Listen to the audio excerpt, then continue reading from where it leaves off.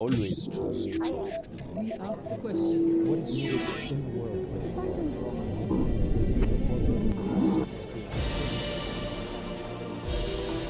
Za Hanifa Kurešija nekoliko je magazina napisalo da je jedan od najvećih britanskih pisaca u zadnjim desetljećima.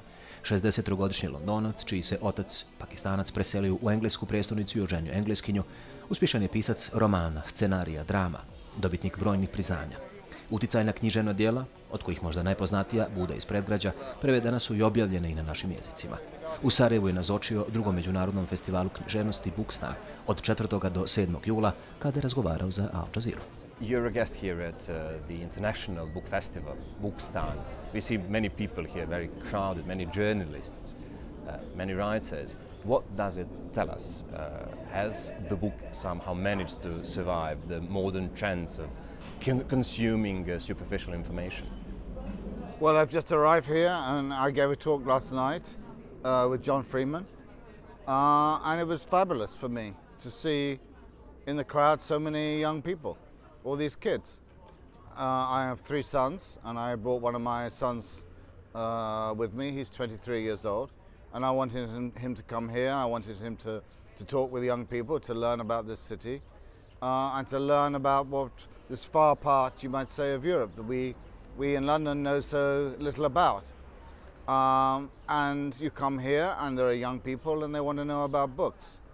You can talk to them about poets, you can talk to them about Kafka, you can talk to them about Beckett, you can talk to them about Alexander Herman or what I'm doing or about what Zadie Smith is doing. So we have a lot in common. Are they really interested in, what's going on here at the book festival, in your books, your writings, and all others? The young people here are very curious. They're inquisitive and presumably they are also creative.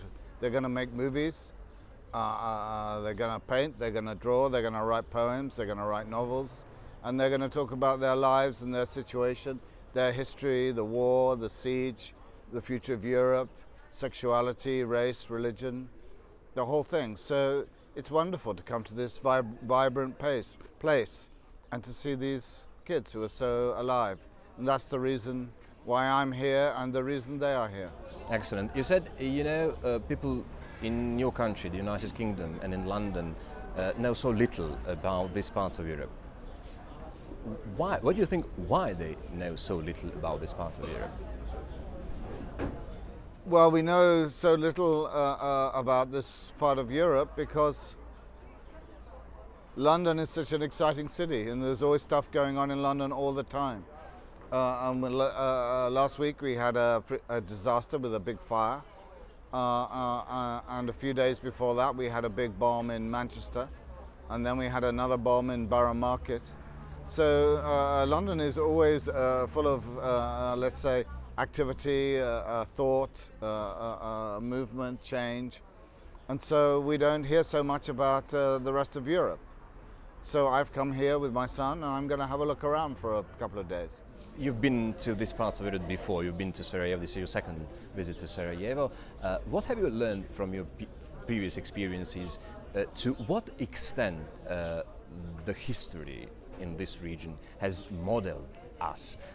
To what extent is this a good process at all? What I see now is a very modern city. As I say, a city full of young people and people who want to talk about religion, who want to talk about race.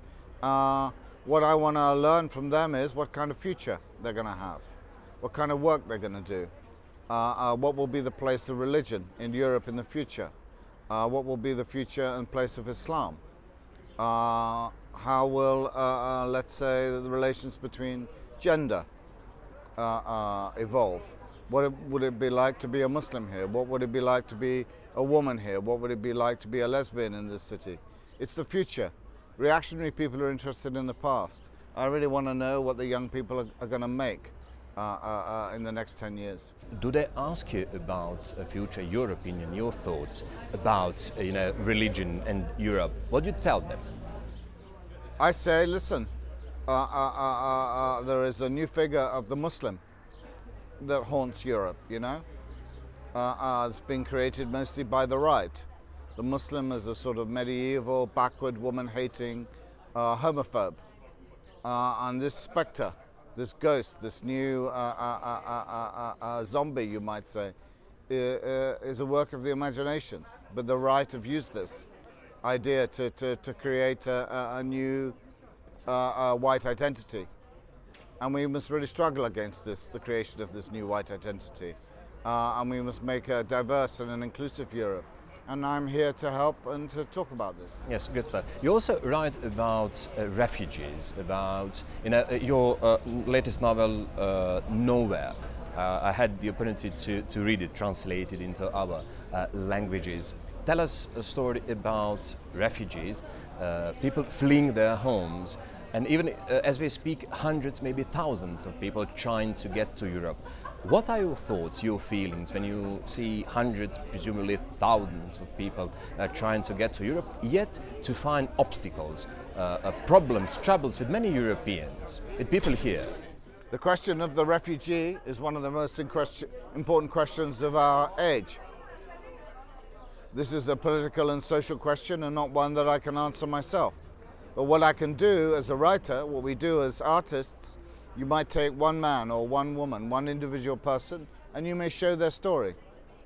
And so my son and I, we spent many days interviewing refugees a few months ago. And I became aware that there were these people who were walking across London with no money, walking from one refugee centre to another for hours, miles across London. And these people had lost everything. They were what you might call just normal people, had normal lives. And one day a bomb exploded in their town, their village, their city was blown up. It could happen to any of us, as it happened here a few years ago. And so I wrote a story about a man who has a bookshop like this. It's destroyed. He comes to Europe. He could be, I don't know, in France or in Germany or in Italy. And he's walking. He has nothing and no identity. And he is working as a servant, as a cleaner in the houses of the rich. And I was fascinated by the people we don't notice, by the people we don't see, people who have no identity, who have no place, and this could be us. So this is a contemporary story about what it is to go underground in Europe today. Do they feel somehow disappointed with what they find in Europe, with us Europeans? Well, we Europeans, we have apparently these enlightened values. We are free, we are wealthy, we are non-judgmental. We allow people to live as they must live, as they want to live. And yet there are these people who we cannot, as it were, integrate into our so-called civilized world. And to me, it's the disenfranchised, the marginalized, those who are left outside, who are the most important, who we should think about, who help us define who we are, you know? I come from a family that grew up in India under colonialism. And we were told all the time about the civilized values of Europe, the Enlightenment values of Voltaire and Diderot and so on. But we were living under colonialism. So what we need to do is to think about what our values really mean here in Europe. Do they really mean anymore? Or to what extent they are respected and followed? We have to keep our values going all the time by asking questions like that. What do our values really mean? If we think of ourselves as being civilized, as being humane people, then we must ask the people who are walking across Europe today with nothing, whether these values mean anything to them. Because these values are not just something that we say, they have to be values that, in terms of what we do. And so we must, as a writer, all I can do is ask for us to think about this. Your country, the United Kingdom, is facing and faces a process which is, called Brexit, trying to get out of the European Union. Is this a process which could have been avoided? Is your government doing right things, in this process? Well, the Brexit was a catastrophe, and it was also a mistake.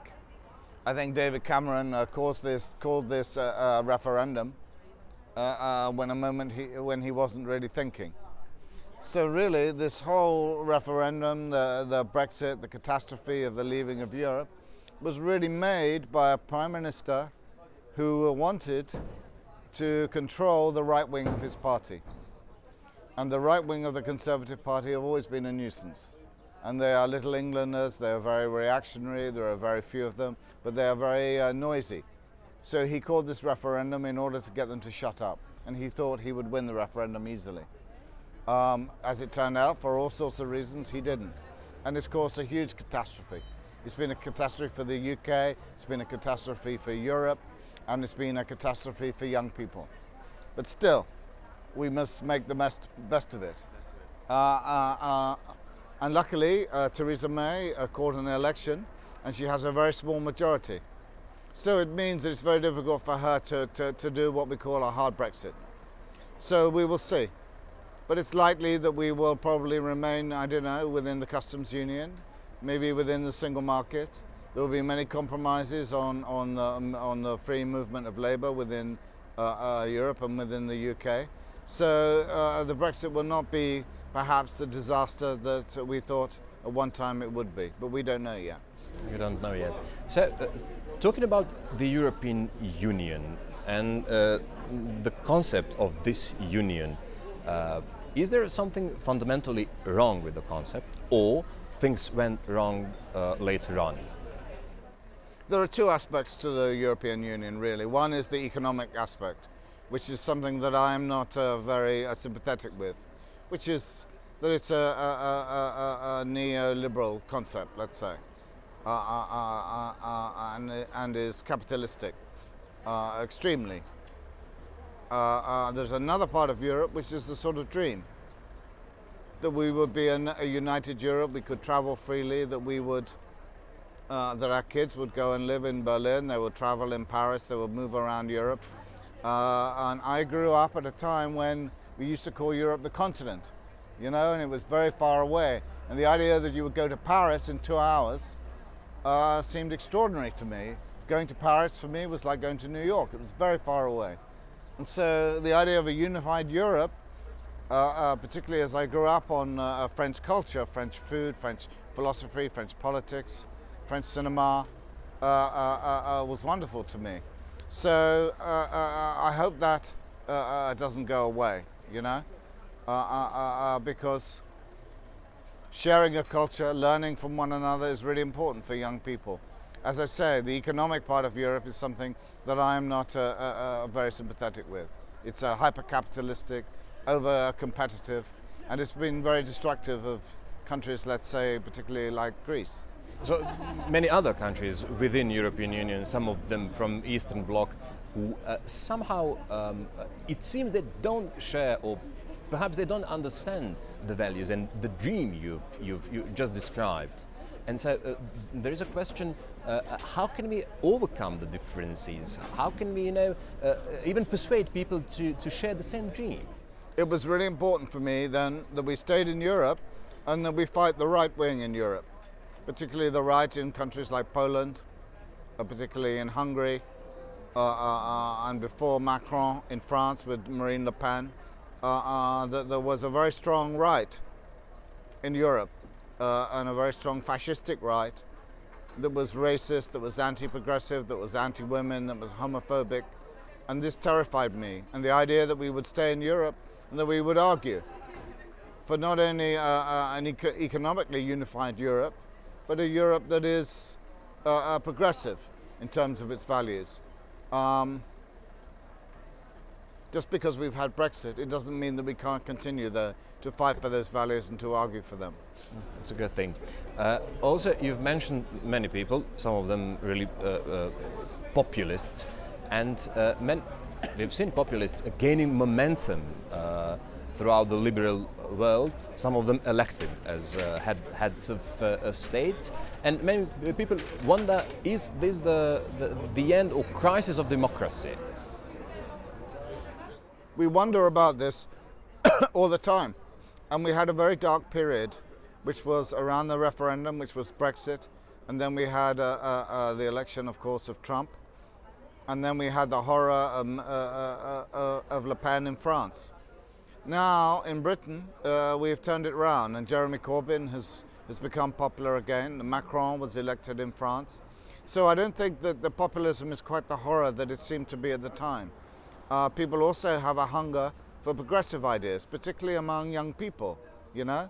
And I go to many festivals in Europe. I was in Portugal last week, I'm here, I'm going to Italy next week, and you see all these young people, you know, and they are interested in jobs, they are interested in liberty, they are interested in new forms of sexuality and trade union organizations and so on. So I don't feel that we've been totally subsumed by populism, though as you suggest, we did have a few hairy, scary moments, yeah. Turned out to be red herrings, seems. Yeah.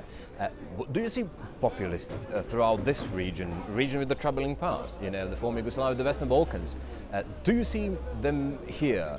Do you see them rooted here? And, you know, how dangerous can they be in such a troubling region? Populists are very dangerous, as you suggest, but you might say they are only as dangerous and powerful as we allow them to be. Populists, you know, they really feed off really working class people who have been disenfranchised, you know, who feel they have no power, they are not part of the system anymore, you know. We saw that in Britain. There are many people, white working class people particularly, who didn't have a place. They don't have a future. They live in very dilapidated parts of the UK. Their industries have gone. They don't live in London, which is so hip, so rich, so powerful. And our politicians really have to attend to these people and to their needs. Otherwise they will turn to the right, and it will have a very deleterious effect on the whole country. So it can be tricky. Interesting thought I found in your word, in your book, The Last Word. Domination, especially domination of educated, enlightened and intelligent people, is better than general stupidity and even democracy. Are we losing to people who are not that intelligent and who are in position to make important decisions? Who are you thinking about? Donald Trump? Yes. Donald Trump in Oval Office, Vladimir Putin in Kremlin. So this is a combination. Yes, we talk about Trump, we talk about Putin, and particularly you see some of the tweets that Trump has been putting out recently. You can't imagine for a moment that somebody like Obama, a man so beautiful, a man so dignified, would ever do this. And you might say that he's a kind of clown, Trump, but he's our clown. You know, we made him. We allowed him to gain office, and we must really think about ourselves, not so much about Trump, but how we made him, why he's there, how he got to be put there, and what we can do to contain him and to get rid of dangerous figures like that. So I'm not so interested in Trump himself. What I'm interested in is how he got to be there. After all, we voted for him, somebody voted for him, he had a lot of support. He didn't win the popular vote, but he had a lot of support. And that is the most important thing about populism, really. Why people think that somebody like Donald Trump will provide them with jobs, with security, with housing, with a new future. How did people begin to believe in this illusion? How dangerous can be a situation when we have such a figure in the Oval Office, with somebody like Vladimir Putin, a strong man in the Kremlin? Both these figures, Putin and Trump, as I say, as we all know, are very macho and dangerous figures. But as I say before, for us the most important thing is to think, why do we make them? How do we create them? Why do we agree to this? Why do people vote for these figures? Well, they don't really vote for Putin at all, but they certainly voted for Trump. And that is something not to do with them, but really to do with us. Do you see that we're going to see the mistake and learn from it, not to repeat it, or not? I mean, electing such figures. Well, you know, my girlfriend is Italian. They voted for Berlusconi many times. And of course, all the intellectuals, the writers, the journalists, the elite, they all hated Berlusconi, and the people loved Berlusconi. They carried on voting for him. And all the intellectuals and the TV stations and the journalists, they all complained about Berlusconi, and he carried on nonetheless. So it's a very interesting question you ask, because really, do we have any power? We are the intellectuals, we are the journalists, we are the writers, we are the artists, and who gives a damn about us? So you were asking me earlier about the domination of the intellectuals, of the intelligent people, but actually we are much more powerless than we like to think, actually. The people who really have power in Europe and in the US and the world are the super capitalists, or the wealthy, or the corporations. And we can talk a lot and shout a lot, but we are far less powerful than we like to imagine. Then, you know, one must ask himself a question about the future with constant crisis, with so little power. I mean, crisis throughout the world, especially in the Middle East. So many people are suffering while we speak now throughout the Middle East. And what can be what kind of future can we expect at all? Well, it's a very good question, because I'm both optimistic and I'm very pessimistic. I'm very optimistic about young people, about their work, about their hope, about how beautiful they are and how progressive they are. And yet, as you say, you look at Putin, you look at Berlusconi, who was there in Italy, you look at Trump, and you think, we have voted for people who are completely idiotic. How can this be? What a strange world we live in. All I can say is, let's not give up hope. Only we can do. Yeah. Let's go. You also wrote and spoke about racism in the United Kingdom and Europe. The British middle class seem to be more racist, or is the most racist part of the British society. What made them hate other races? Well, we've had two phases really of racism in the UK. We've had the racism really that I grew up with. And my father was an immigrant. He came from India. He's a Muslim from India. He came to the UK to work after the war and to study law, like many sons of the middle-class families of India. And so we grew up in a sort of colonial racism when they really looked down on us Muslims and Indians, you know. The white people saw themselves as being superior to us in every way. They were enlightened, they were rich, they dominated us. Now there is a new kind of racism, which is really to do with Islam, which is really to do with the figure of the Muslim. And this is a very dangerous kind of new racism. And it's created by a new desire, let's say, for a white identity in Europe. You know, and the white identity is really over. But they are trying to revive it, you know, which is based around, let's say, an elegy for a lost Europe, for a white Europe that will no longer exist. And there's a real struggle now between, let's say, the past of a white identity and the future, which is diverse, which is mixed, which is multiracial, multicultural. And there's a real struggle going on, and we really have to think about this. And there is a struggle going on, and what do you think, who is going to prevail? Or at least we have to hope. Well, my city, London, is an incredible, incredible city, mixed, wealthy, progressive, and it works. Racism really only comes into power when there is poverty, when there are people who are left out, when there are people, white people mostly, who are really envious, who really feel that they have nothing, they have no future. And that's a political issue, and we really have to sort that out. Can you imagine yourself being a writer in other parts of the world, not only in the United Kingdom, perhaps in India, where your father came from, and can you imagine how would your novels look like in that scenario? You know, I've been a writer for 40 years. I've been writing all my life. I love to be a writer. It's a very good career to have. You know, it's brought me a lot of pleasure. I've made films, I've written books, I've written essays, short stories, and so on. I would like to say I could have been a writer anywhere. But you know, the most important question is, could I have made a living as a writer? I doubt it. I made a living in Britain, you know, as a writer, and I brought up my kids, and I educated my kids as a writer, and that was a great privilege to me. If I'd been a writer here, maybe that wouldn't have been the case. If I'd been a writer in India, it might have been more difficult for me to make a living. What do you have to say to these people here, while we speak so many of them coming to listen to you, many of them young writers.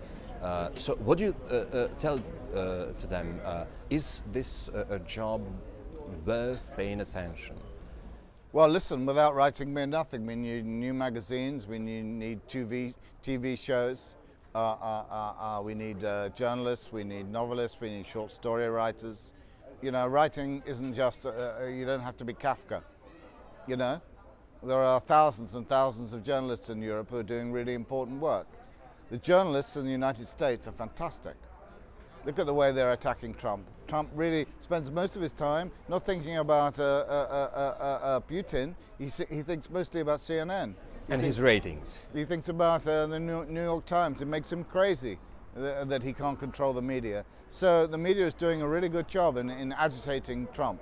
It's like poking a bear, you know. So being a journalist, being a writer, being a critic, it's really important work. What do you think now about your early works? They say you started with pornography, as I figured out. I wrote 40 years ago for a short time. I wrote pornography, but I can't say that it's an important form. You know, it's really repetitive. It's really stupid.